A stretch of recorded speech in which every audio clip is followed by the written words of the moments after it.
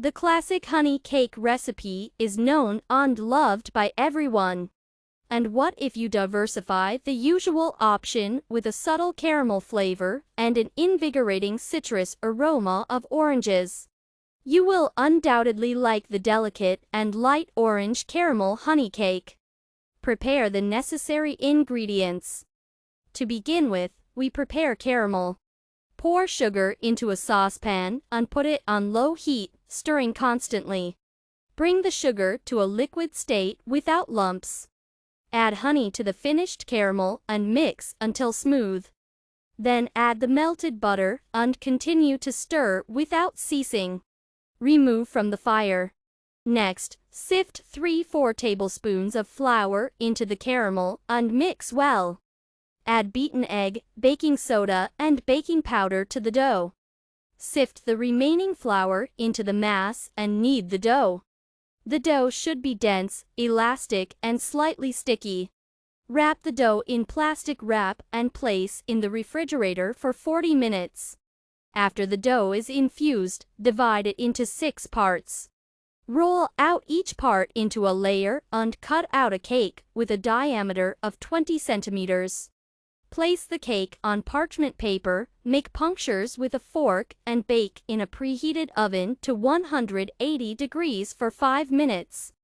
Roll out additional cakes from the scraps. In total, you should get 8 thin cakes. We prepare orange cream. Squeeze the juice from the oranges and mix with the zest. Put on fire and bring to a boil. At this time, mix eggs, sugar, and starch in a container. Beat everything well until smooth. Gradually pour hot juice into the egg mixture with sugar and stir constantly.